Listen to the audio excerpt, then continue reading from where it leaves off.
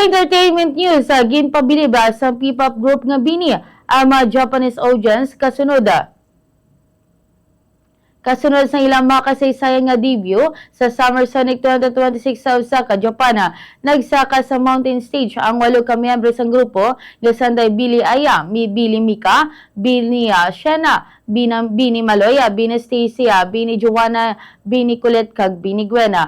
Ginbuksan sang Bini ang ila pa sundayag pagi sa cherry on top nga ginsudan sang Zero Pressure, Out of My Head, Blush Tip, Bad kag Sugar Rush. Ginpasundayag Manila ang Born to Win kag ang Filipino-Japanese nga version sang Salamin Salamina antes nagtapos sila hit song nga Pantropiko.